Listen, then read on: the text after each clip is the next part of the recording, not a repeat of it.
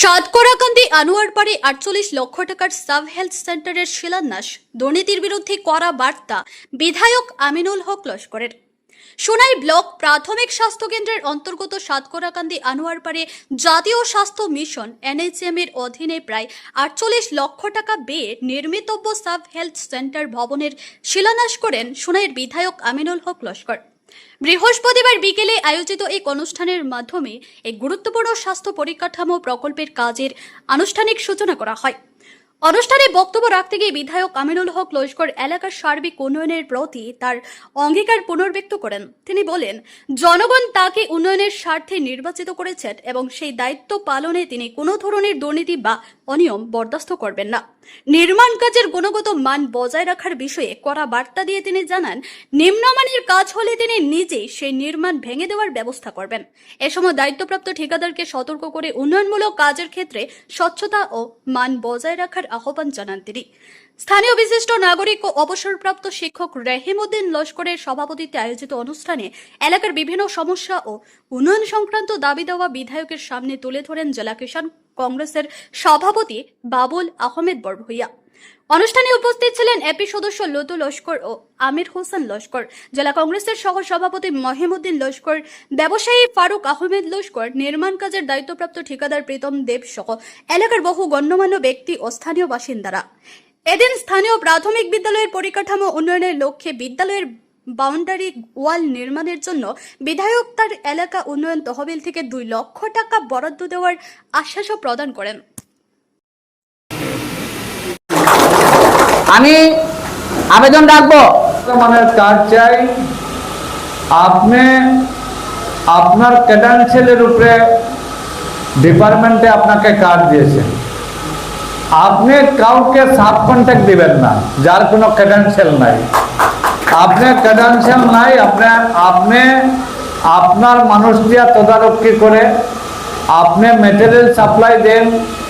আমি বেশ অনুরোধ করতে পারবো যে স্থানীয় যারা মেস্তরি আছেন, যুগালি আছেন, তাদেরকে নেন, তাদেরকে নিয়ে আপনার তত্ত্বাবধানে আপনার ব্যবস্থাপনায় কাজ হোক, সুন্দর কাজ হোক, ভালো কাজ হোক। আপনি ভালো কাজ করেন, আপনার সঙ্গে সব সময় সহযোগিতা থাকবো। এই এরিয়ার মানুষকে বলবো সব সময় আপনাকে ডেকে চা পান খাওয়ানোর জন্য। আর কাজ যদি নিম্নমানের কাজ হয়, এরিয়ার জনসাধারণকে আপনাদেরকে বলবো আপনারা কাজে হাত দেবেন না, আমাকে বলবেন। আমি এসে দরকার লাগলে যদি ইট যদি 3 নম্বর হয়, বালি যদি বরাকের বালি হয়, পাথর যদি বিনা দোয়া পাথর হয়, তো হয়তো আমি যে কনস্ট্রাকশন হবে লাত মারে হয়তো ভেঙে দিতে পারি। আমি তখন খাতির করব না, কাউকে খাতির করব না। গুণগত কাজ হোক, আপনাকে অনেক সম্মান করব। আজকে আপনি আমাদেরকে সভা সমিতি করে গামছা পরিয়ে দিয়েছেন। কাজ কমপ্লিট করুক, এইরকম সভা সমিতি করে আপনাকে আমরা গামছা পরিয়ে রাখবো সুন্দরভাবে যখন আপনি গড় হস্তান্তর করবেন। এর জন্য যা অতীতে হয়েছে এখন আর হবে না। গুণগত মানের কাজ চাই। আপনার কাছে কেউ 10 টাকাও চাবে না যে আপনি কাজ পেয়েছেন, অত টাকার কাজ আপনাকে আমাদেরকে পার্সেন্টেজ দেন। পার্সেন্টেজের জায়গা নেই এখানে, কোনো পার্সেন্টেজ লাগবে না। গুণগত মানের কাজ চাই, কাজ করেন আপনারা, কাজ চাই। আর হসপিটালে নার্স থাকবে, এএনএম জিএনএম নার্স থাকবে, ডাক্তার থাকবে, বিভিন্ন চিকিৎসার ব্যবস্থা থাকবে। খুব তাড়াতাড়ি চিকিৎসা যেখানে হয়, এখানে নাম হয়েছে প্রাইমারি হেলথ সেন্টার। এখানে চিকিৎসা কমপ্লিট না হলে ব্লক হেলথ সেন্টারে যাবেন আপনারা। এখান থেকে যদি চিকিৎসা না হয় মেডিকেল কলেজে যাবেন।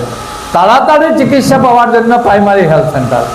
এর জন্য যারা নার্স আছেন এখানে, আপনারা যেহেতু এখন আপনারা বসার জায়গা নাই, ঘরটা তাড়াতাড়ি কমপ্লিট হোক, হসপিটালের ঘরটা আপনারা বসে জনসাধারণকে সুচিকিৎসার ব্যবস্থা করে দেন, এই অনুরোধটা থাকবো। আমি কৃতজ্ঞতা প্রকাশ করবো, আমার কাছে ভাষা নাই।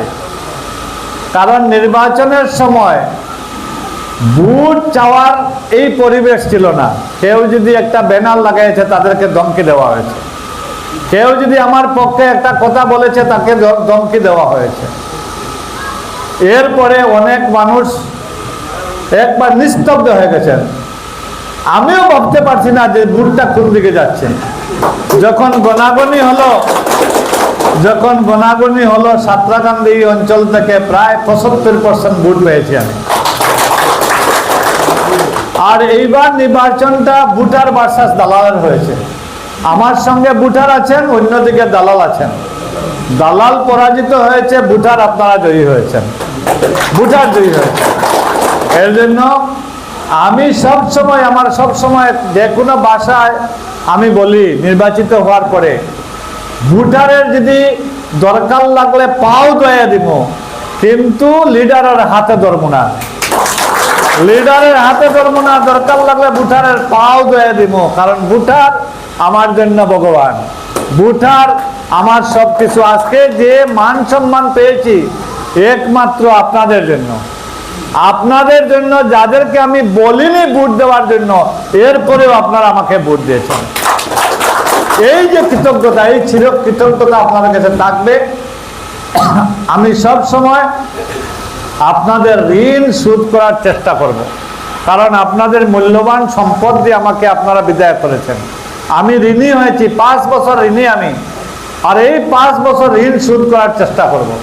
আপনার এরিয়ার ডেভেলপমেন্টের কাজ করেন, যেটা বলবেন ওইটা কাজের চেষ্টা করব আমি, যাতে কাজ করতে পারি। এই অঞ্চলের বেশ কিছু সমস্যা আছে, আপনার জাঞ্জারবালির প্রোটেকশনের প্রয়োজন। আজকে কিছুটা জাঞ্জারবালির থেকে ওইদিকে একটা রাস্তার প্রয়োজন, বিকল্প রাস্তা, কারণ ওইদিকে যেটা আপনার ফকিরপাড়া হয়ে যেটা রাস্তা, এটা কোন সময় নদীতে চলে যাবে, একটা বিকল্প রাস্তার প্রয়োজন। এবং এই অঞ্চলের কৃষিজীবী মানুষ, আমি 16 থেকে 21 পর্যন্ত যখন বিধায়ক ছিলাম, কৃষকরা সময় মতো বীজ পেয়েছেন, আপনার ট্র্যাক্টর পেয়েছেন। আজকে গত 5 বছর এটা থেকে বঞ্চিত ছিলেন। এখন আমি কৃষকদেরকে স্বনির্ভরশীল হওয়ার জন্য আমি পুরা প্রচেষ্টা করব, যাতে কৃষকরা স্বনির্ভর। এর জন্য সবাইকে সালাম নমস্কার দিয়ে আমি আমার বক্তব্য শেষ করব। আর এর আগে একটাই কথা বলবো, যে আপনাদেরকে যে একটা কথা আছে, দুজনে কাজ আপনারা দিবেন না। যে আমরা একজন কর্মতৎপর বিধায়ক পেয়েছি, আমরা দেখেছি উনি চোখে দেখে কাজ করেন এবং সমস্যা সমাধানের যথাসাধ্য চেষ্টা করেন। কিন্তু আমাদের মধ্যে একটা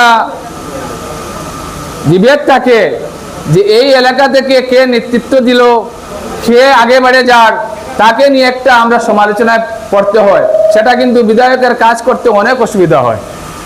আপনাদের সর্বপ্রথম আমি আমার এলাকার তরফ থেকে আমার ভাই বন্ধু সবাইকে অনুরোধ রাখছি, আপনারা যে কাজ করবেন একত্রিত হয়ে কাজ করবেন, যাতে সেখানে অন্য কোনো দুষ্কৃতি সুযোগ না পায়, সেটার সুযোগ নিতে না পারে, সেটার দিকে লক্ষ্য রাখবেন। সেটা প্রথম আহ্বান আমার।